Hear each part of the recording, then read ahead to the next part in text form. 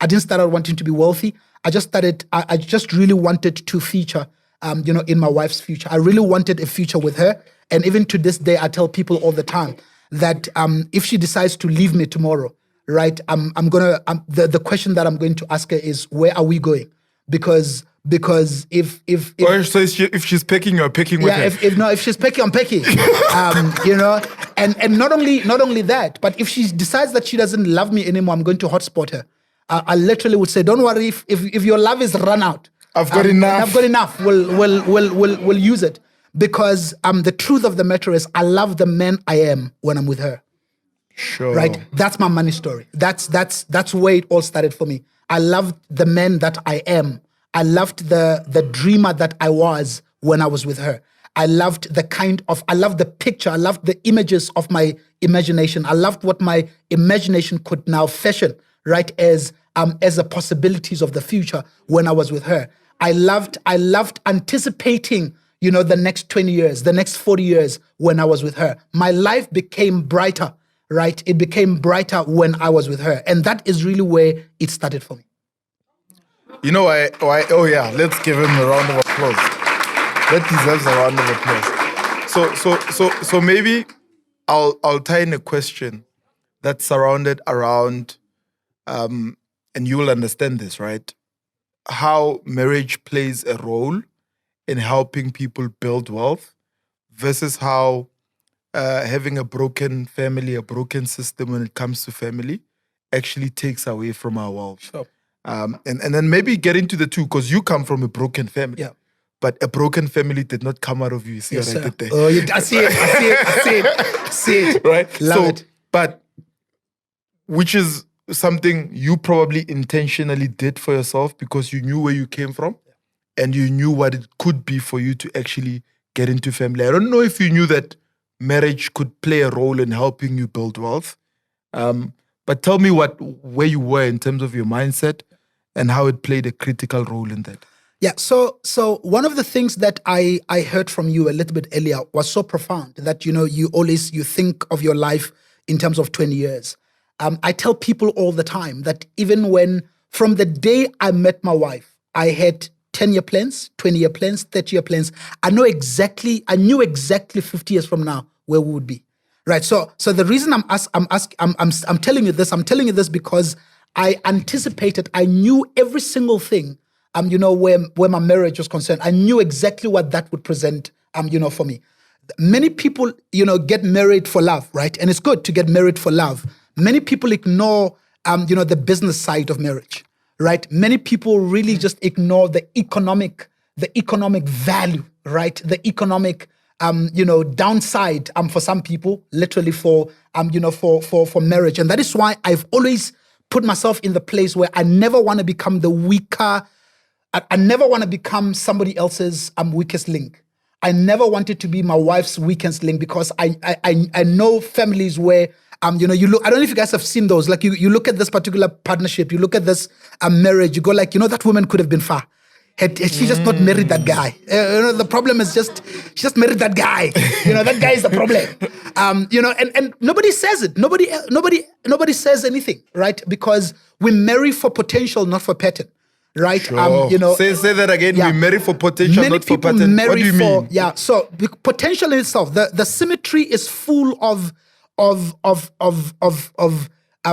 tombstones. We've got many, we've got many people that are dead who wanted to be far. We thought they were going to go far, but potential in and of itself is unpredictable, right? It's unpredictable. You cannot count on it. You can't put money on it. If you are a betting man, you cannot bet on potential because potential is unpredictable. The people who are dead today, right? And we thought they were going to go far, but potential is unpredictable. I never bet on potential. I bet on pattern because pattern, people have got potential to go far, but they've got a pattern of squandering money when money comes at the end of the month. This particular person has got a potential of being a one woman kind of a man, right? But he's pattern. If we look at the pattern, we can tell like this guy doesn't do well with one girl. Like we know, everybody knows.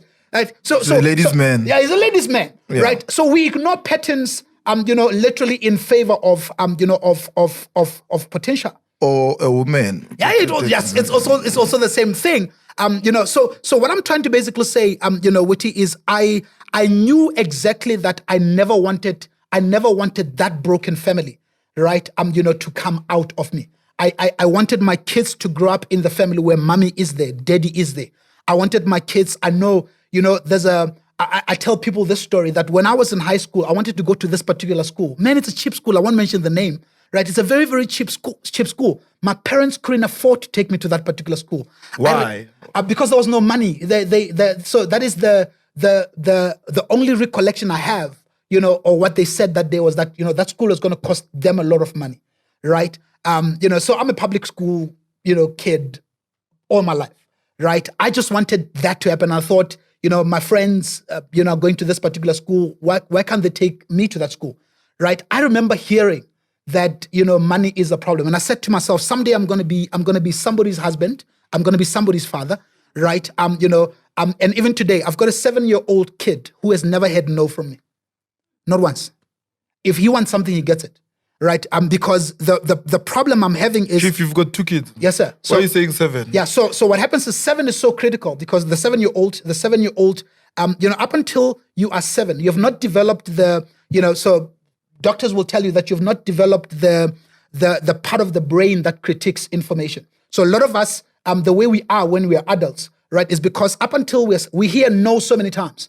We grow up in scarcity, right? So much that... So we are, our thinking is shaped literally up until 7. So you've got to be very careful what you do to your child or say to your child up until that age, because so my kid right now literally grows up in this possibility thinking environment, this abundance thinking kind of environment, and many kids don't grow up or they don't really understand why they don't have that particular mindset. It's because when they were young, if we take you back. Right. In my life coaching sessions, when we take you back, whether we're doing any technique, whether it's through hypnosis or whatever, we go back. Many people, it stems from the fact that somewhere along the line, somebody said to you, you can't.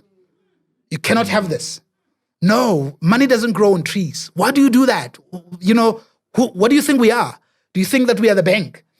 So all along, every single thing in my life has revolved around that, to say, I'm going to be that kind of a dad, right? So both my kids, understand that, we are people of means. We can afford, a lot of things. I've given them options that I never had, right? My wife knows that. And so what I'm trying to basically say to you is I have always understood that the labor of 2, right, is better than, it's really better than... You read the Bible. I'm a theologian. 2 is better than student. 1. I'm a theology student. So my point is, it's key that we understand the marriage side of, the business side of marriage, the economic side of it.